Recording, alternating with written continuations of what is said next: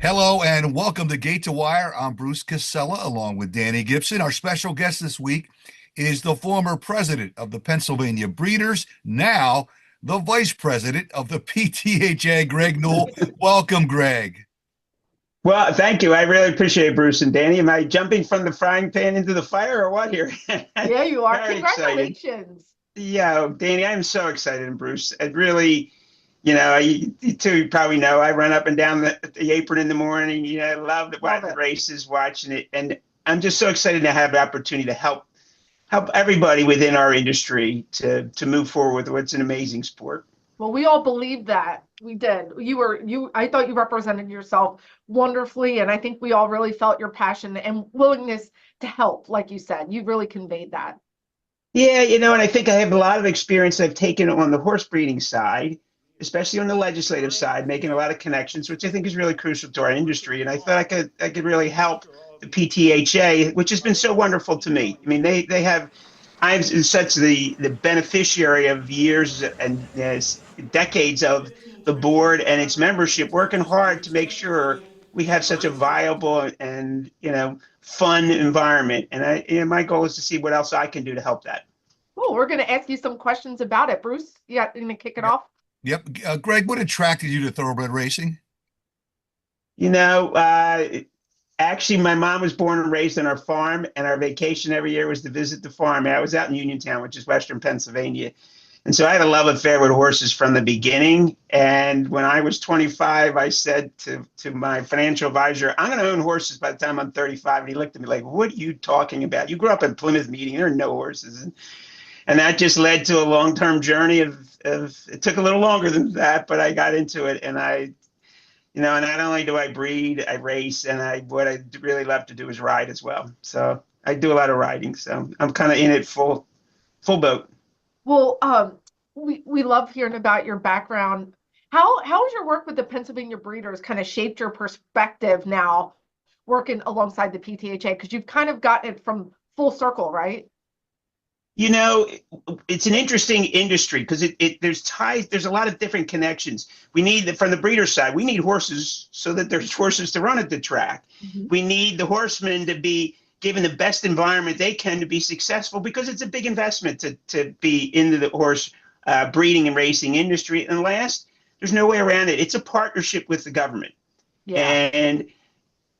And they understand it, but sometimes we just need to do a better job of telling the story to help them. But I do think they really want to help, and we're just working together collectively. And I'm sorry, it's really a four-legged stool because the racetrack plays a role, and it's complicated making this all work. And by having these different roles, it's allowed me to see, hopefully, from a lot of different perspectives. Yeah.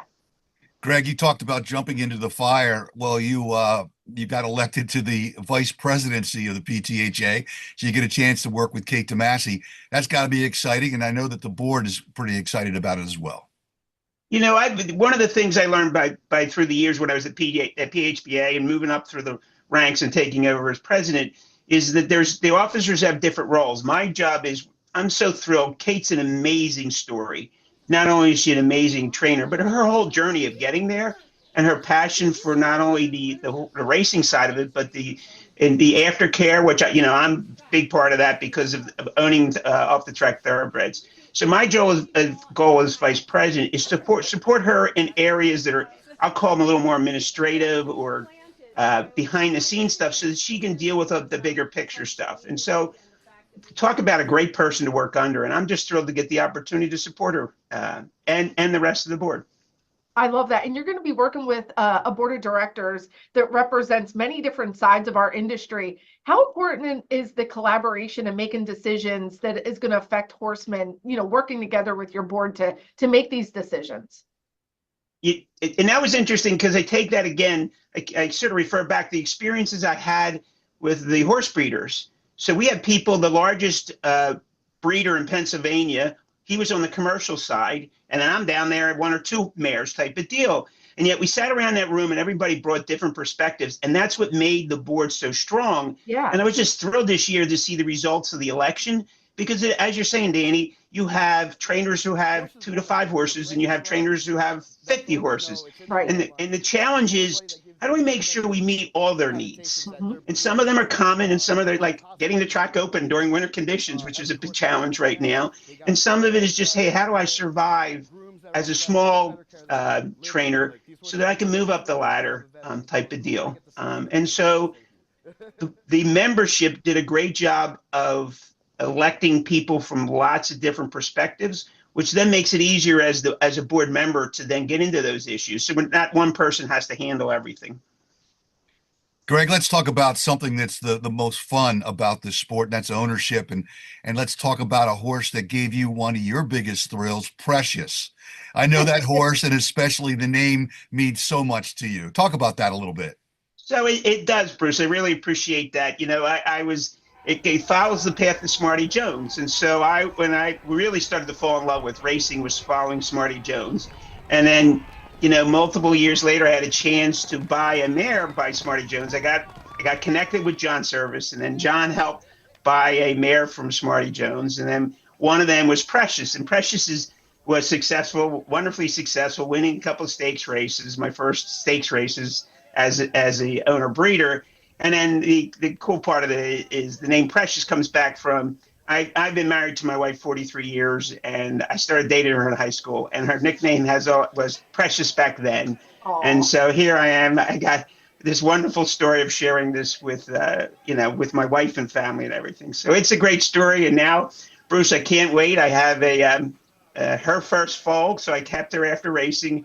Her first foal's a Vekoma colt, so I kind of timed it right. I got in there with Vekoma before he went astronomical with his pricing, and I hope to see him at the track and maybe having Dani interview me in about 8 months. Oh, that'd Do you be have great. any fun names in mind yet? So as it turns out, yes, we did name her Dani and named him Vero, and it's because my wife my wife's had a tough journey. She's 9 years into it, breast cancer, so it's really hard. And one of the things you realize is the support you get from friends. Yeah. Or her college roommate is like her sister. They talk every day, Dani. They can't help each other. I know And- the feeling. Right. So she's just an amazing friend. And her husband really helped me through the years when we talked business together, and he helped me when I sold my business and everything. So their last name is Sonia. So I was like, I'm just going to name it Sonia. Nobody has Sonia. There's no reason to have Sonia. I go to check like 2 days before I have to submit, and here's somebody in Ireland named their horse Sonia. And I'm like, how could that happen? So anyway, they have lived for years and years at Vero Beach, and so we named them Vero as a way to honor and respect that friendship. Because let's be honest, Yes. horse racing is about friendships Yep. as owners, right? It's the whole idea of who else you're celebrating with in the moment. And so to honor just the friendship that's been there through life's journeys, we named them Vero. Well, I love that story, and I hope I get to celebrate. For our horsemen that race at parks every day, what message would you like them to hear from the PTHA right now? Obviously, we had a tumultuous couple of years, but what do you think it's important for our PTHA membership to get right now? We are entirely focused on the here and now of serving that, getting that track going, getting the turf track going. And for me in particular, what I shared with them is to bring a connection to the legislature so that we can get a long-term stable funding commitment. And we've worked hard over the last year. And if we can get that lined up, a lot of things fall in place, Dani and Bruce, that would help. So that's a big commitment. And the way to do that is, you know, one of the things the story is just amazing, is horse racing, especially at parks, is the most diverse group that you could ever imagine. Agreed. And the idea is to share with the rest of the world how they come together every day. Who else comes to work at 1 degree and you know, is busy doing that? You have to And love it. So I want to say the board is there to work together to make it safer and better for the horses and the workmen, and to have a long-term future that they can be confident in. And that's what we're very, very committed. And the cool part is we have, you know, the John Services and the Scott Lakes have been there for a long time and have great relationships. And a new one like Dani Velasquez or myself, that maybe we can bring some other ideas from different experiences that could help.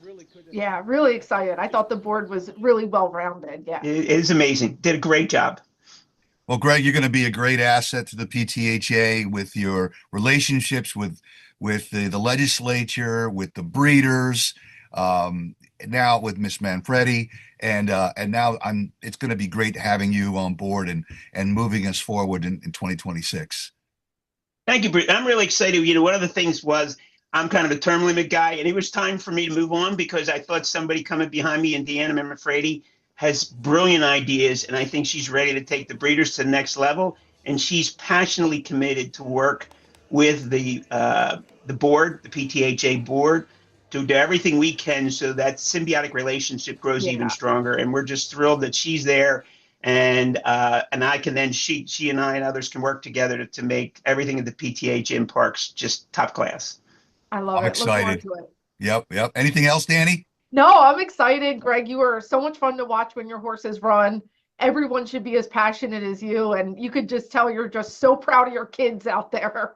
Oh, my good boy Bartlett, he's training right now. He's come back off of there, and he's raring to go. So he's a big, strong boy. Bartlett. We're going to move up the ladder here and go into the stakes company quite a bit. So we're excited to see him come out there. He'll be as precious as half brother. So awesome. All right. Well, Greg, stay warm, and thank you for joining us on Gate to Wire. Well, I want to thank both of you because you do an amazing job sharing our story, and I can't wait to help work with you in any way I can. Love it. To get this out to everybody else as well. Yeah. Thank you. Thank you.